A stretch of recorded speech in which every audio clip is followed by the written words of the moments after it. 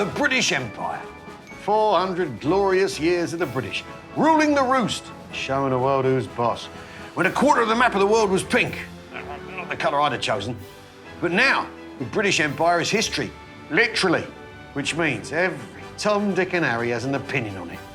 God help us. Yes, the British Empire. For some people, a source of patriotic pride. Rule Britannia and all that, spreading the word of democracy, the rule of law, and of course, British fair play. But lately, that history's been called into question. A lot of things have been documented, but documented from one side.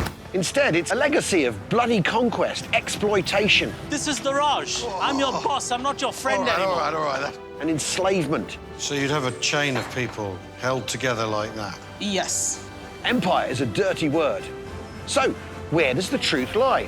Well, I'm going on an adventure to find out. The entire reputation of the United Kingdom is at stake. I'm visiting Jamaica, Australia, South Africa, and India. In each country, I'll be hosted by a local comedian. Together, we'll debunk myths, It wouldn't sound like hurry, hurry. No, of course not. It doesn't make any sense. explore hard truths, Yeah, this is intense. and discover firsthand the truth of Britain's legacy there. So, are they going to welcome me with open arms, a cup of tea, and, forgive and forget? Or am I in for a cold dose of reality? Well, there's only one way to find out, isn't there?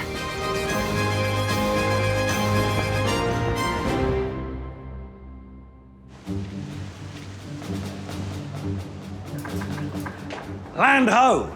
In this programme, I'm James Cook, aboard the HMS Endeavour, about to discover Australia. Well, obviously, I'm not James Cook, and this is a replica of the ship, but the idea is much the same thing. I've come to Australia, once the world's biggest penal colony, to find out about the footprint of the British Empire on this country. They still have the same king as the British do. King Charles III is their head of state. I mean, they had a referendum in 1999 to get rid of the monarchy, but stuck with it. That's pretty interesting. The ties that bind Australia to the United Kingdom. Australians, a desperate desert people. Each and every one of them locked in a permanent thirst and a love affair with beer. They sound terrible, don't they? I want to find out what the people who Cook found here, living in this extraordinary landscape, really think about the legacy of empire. So, for this trip, I'm pairing up with Kevin Croppinieri, one of Australia's finest Aboriginal comedians. You ever notice that police light hit us blackfellas? We start feeling guilty. And we haven't done nothing wrong yet. I can't wait to get his perspective on the great British Empire. The Brits have a lot to answer for. Formerly Captain Cook Day, now Australia Day, but my people, the Aboriginal people, have a different viewpoint, a different lens on that day. We call it Invasion Day or Survival Day. And from a First Nations perspective, I would like to let Al know that we were here for 60,000 years, long before the Brits. Hello there. Yarra! Yarra! Yes, wonderful. Yarra to you too. It means go away. I'll be down in a second. Fantastic. Kevin, Hey, mate. how you going? Nice to meet you, bro. Nice to meet you. Yeah. Did you really come on this boat? No, don't be ridiculous. I flew in business class. It's a long way. Oh, well, looking forward to the next couple of days, mate. Yeah, absolutely. Yeah. So, let's see where we're off to. I'm taking Al on a full empire tour of New South Wales from historical hotspots around Sydney to bush country inland. I want Al to hear a few home truths about the British invasion, starting with the myth of how we were first discovered. Captain Cook wasn't even a captain. He was a lieutenant. And he didn't discover Australia in 1770, not according to my ancestors and the 500 Aboriginal nations already living here. The truth is that a few hundred years ago, Britain was in the midst of an industrial revolution, and mass urbanisation sent crime rates soaring. The Empire was soon stacking its criminals in hulks on the River Thames before hitting on the ingenious idea of dumping them in a new territory. Welcome to Australia. Well, our taxi's just arriving. It's a VIP water taxi. Thought we'd spoil you here, Kevin. We should have the VIA. Very important Aboriginal. It's the only way to travel. Let's go.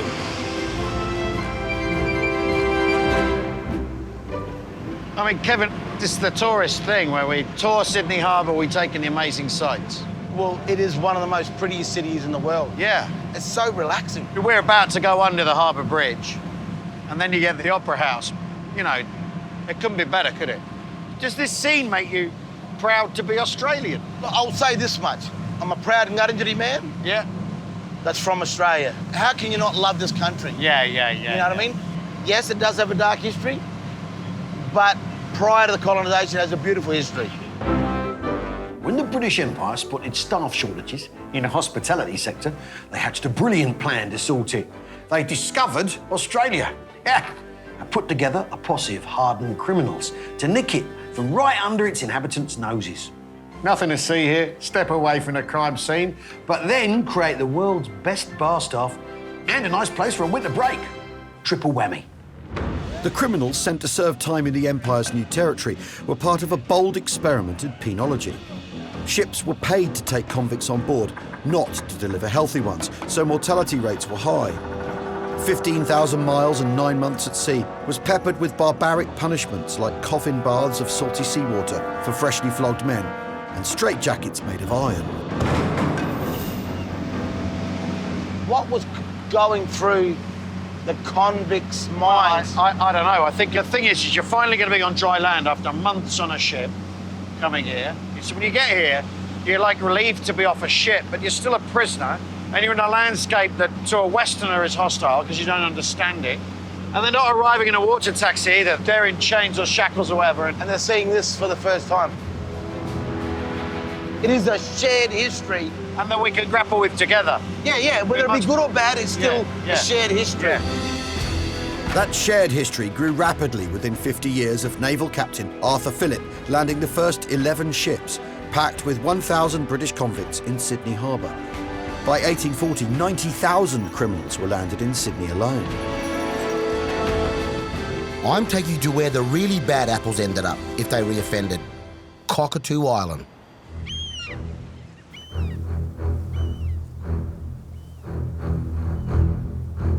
You can literally see by the erosion in the sandstone, there's been a lot of traffic in here.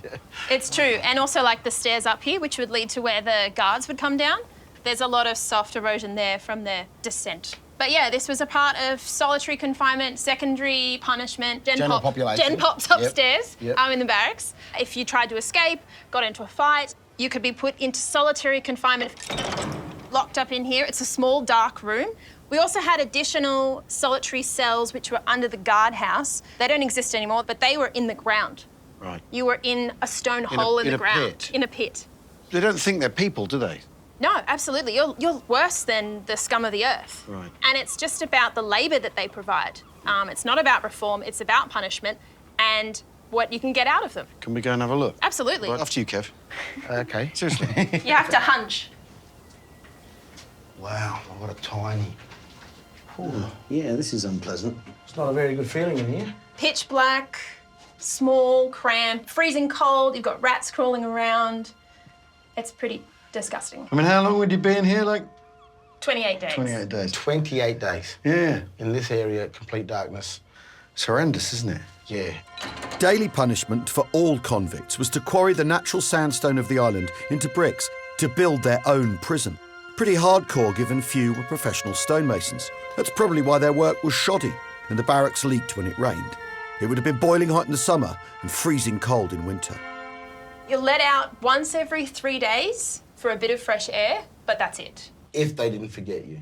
Oh, they definitely would too, because our guards, they're notoriously drunk. They are known as the Queen's pets, and they forget you, they forget to give you your bread ration, you're starving, you're alone, you are terrified. I mean, this is basically an oppression machine, though, isn't it? Absolutely. This is punishment over reform. We don't care about reforming you, teaching you how to be better people so you don't do more crime. It's, you've done something wrong, go in the hole. And we're going to break your spirit. Absolutely. And then we'll work you to death. Because we want your labour, we want your free labour. Because how is the economy going to run if we had to pay you? Yeah. I wouldn't do it again. I mean, if I had to stay in here. I think. Incredible. I think I need to get out of here. Yeah, we've done about 28 seconds and I'm full up. Yeah, I'm feeling you, mate. Okay, fair enough. Go on, Kev. It's eerie. After you, Beck. Thank you. This is... Now, the fact is, you didn't really have to do much to get sentenced to transportation in the first place. From judicial records stretching back 2.5 centuries, we've unearthed some of the extraordinary reasons people were deported to this infamous penal colony. And I've decided to put Kevin to the test.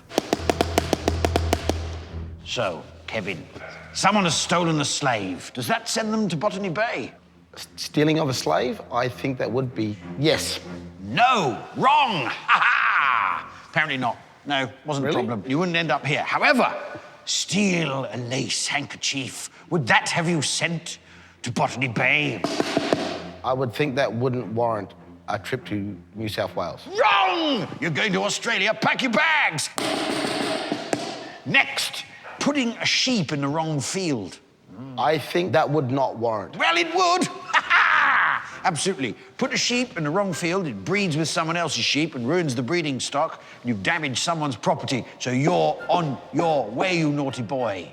Wow. Yes. And some of these just sound arbitrary and made up, but they're real. These are real cases. Kevin, you've stolen a rabbit. One little bunny, a cute little bunny. Are you going to Australia? No? Yes. Man, the British have got it all mixed up, And mate. finally, prostitution. Would a prostitute be sent to New South Wales? Well, I would have definitely been sent to New South Wales if that was the case. No. No, prostitutes aren't sent here. They have to get some in as a result. That's, that's another story. Ha ha! So, what in Australian culture is the relationship with this whole idea of being a penal colony? After the penal colony starts to wind down from the 1840s, you don't want to be associated with convicts and prisons and crime. Until maybe midway through the 20th century, they would call it the convict stench and the convict stain if you had that in your family. But now it's a badge of honour. Right. They're fighting against, you know, the empire, the man. And oppression. And people do. They kind of claim, my own ancestor stole some chickens in England. I know, it's funny, it's chickens. And so... they were bang out of order, that. I know, cannot have anyone stealing chickens. No. But he stole chickens and then our whole trajectory of my family changed. Now it's a badge of honour.